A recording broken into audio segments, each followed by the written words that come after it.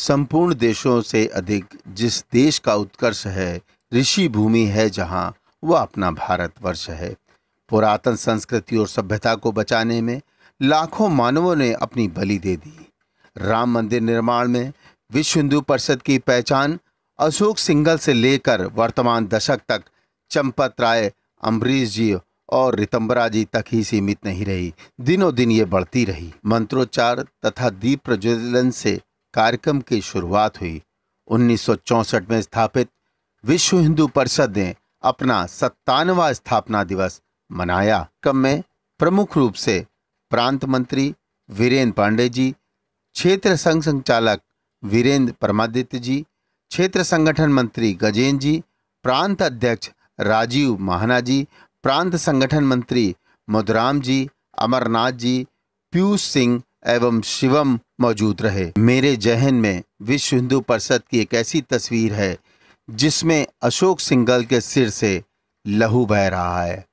आज पुष्पेंद्र कुलश्रेष्ठ जी ने ये बातें कहकर पूरे हिंदू समाज को आत्मसात कर लिया। कार्यक्रम में पूर्व मुख्यमंत्री कल्याण सिंह को श्रद्धांजलि अर्पित की गई। 2 मिनट का मौन पूरे सभागार में रखा गया। राम मंदिर निर्माण में उन्होंने अपना पूरा जीवन समर्पित कर दिया था। कार्यक्रम में अधिवक्ता परिषद के कार्यकारी महामंत्री अश्विनी त्रिपाठी, सुशील शुक्ला, अनिल दीक्षित ने पुष्पेंद्र कुलश्रेष्ठ जी का सम्मान किया। कार्यक्रम में प्रांत मंत्री वीरेंद्र पांडे जी ने पूर्व में दुर्गा वाहिनी और मातृशक्ति के द्वारा किए गए कार्यों को महिमा मंडित किया। विश्व हिंदू परिषद में वर्तमान दशक में अपने कार्यों से अपनी पहचान बनाने वाले सीमा जादौन जी, दीनदयाल गौड़ जी, आशीष गुप्ता जी, नीमा त्रिपाठी जी, गणेश तिवारी जी, RS शर्मा जी, दीपू तिवारी जी, सतीश गुप्ता जी, इन्हीं सब के भी काफ़ी सहयोग रहा। वक्ता पुष्पेंद्र कुलश्रेष्ठ जी ने विभिन्न क्षेत्रों में उपलब्धि हासिल करने वाले प्रकाश शर्मा, पूर्व अध्यक्ष बजरंग दल, डॉक्टर विनय कृष्णा, डायरेक्टर कार्डियोलॉजी, तथा अश्विनी त्रिपाठी, महामंत्री अधिवक्ता परिषद को सम्मानित किया। अपार जन समूह ने अपनी श्रद्धा विश्व हिंदू परिषद के प्रति दी। विश्व हिंदू परिषद के स्थापना दिवस पर आपने मुझे अपने बीच बुलाया, इसके लिए दिल से आपका बहुत बहुत शुक्रिया। इत्तेफाक है कि मैं दोनों से मेरी लंबी लंबी बातचीत कई बार हुई उस पत्रकारिता के दौर में, और मंदिर आंदोलन में अगर मुझे कोई चेहरा याद रहता है तो स्वर्गीय अशोक सिंघल जी के सर पे से निकलता हुआ खून, मैं उस सीन को भूलता नहीं हूं। मानते हैं कि जीवन एक ही बार मिलता है, कोई 2 बार नहीं मरता है, एक ही बार मरना है। मरने का समय भी तय है, दिन भी निश्चित है, और कारण कौन सा होगा ये मुझे पता नहीं। जो कौम डरने से, मरने से डरती है वो जिंदा नहीं रहती। इसलिए मरने का डर हर सनातनी हिंदू को अपने दिल से निकाल देना चाहिए। जिसके गर्भ में आप 9 महीने रहते हैं, जिस दिन आप जन्म लेते हैं, 1-2 साल के बाद जब आपकी आंखें खुलने लगती हैं, वो मां जिस आदमी की तरफ इशारा करके कह देती है तुम्हारे पिता हैं, जीवन भर उस पर विश्वास करती है। इसलिए हमारी पूरी संस्कृति इसी के इर्द गिर्द है कि हम आज तक ये कहते हैं कि ना आजादी मिली, आजादी मिली, और आजादी ली के अंदर आपका चरित्र बदल जाता है।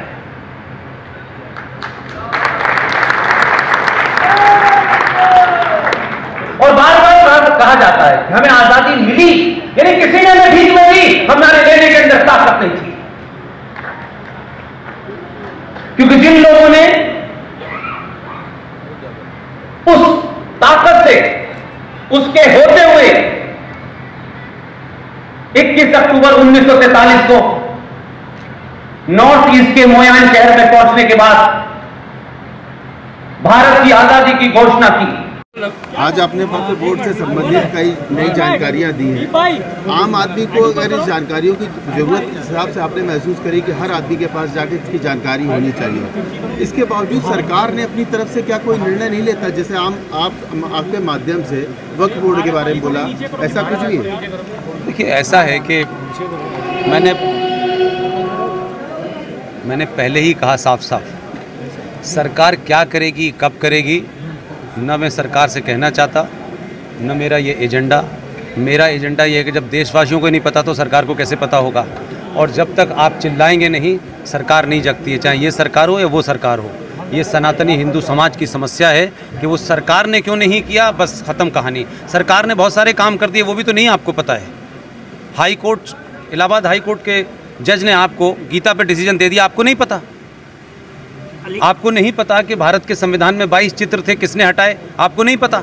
अब ये तो डिमांड कर सकते हैं ना सरकार से कि भाई उस जो चित्रों वाली तस्वीर का साथ जो संविधान है उसकी कॉपी तो मार्केट में होनी चाहिए ना, ताकि हम अपने बच्चों को बता सकें। तो आप मांगेंगे नहीं तो कैसे होगा? बगैर रोए बच्चे को माँ दूध पिलाती है। तो सरकार से आप चाहते हैं कि सरकार अपने आप ही ये काम कर दे। आपने राम मंदिर का आंदोलन चलाया, तब जा करके इस परिणति पे पहुंचा ना। तो मेरा कहने का सेंस ये है कि सरकार से पहले हमें तो पता हो, लोगों को तो पता हो। 100 करोड़ की जिसके पास भीड़ हो, जिस समाज के पास, उसकी आवाज़ नहीं जा रही है। इसका मतलब है कि बिल्कुल समाज कायर और डरपोक हो गया है, सिर्फ लालची और स्वार्थी हो गया है। वो सिर्फ तेल के पैसे कितने कम कर दे और जीएसटी में कम कितना हो जाएगा और हमें इनकम टैक्स कितना, सिर्फ इसी में रह गया समाज हमारा।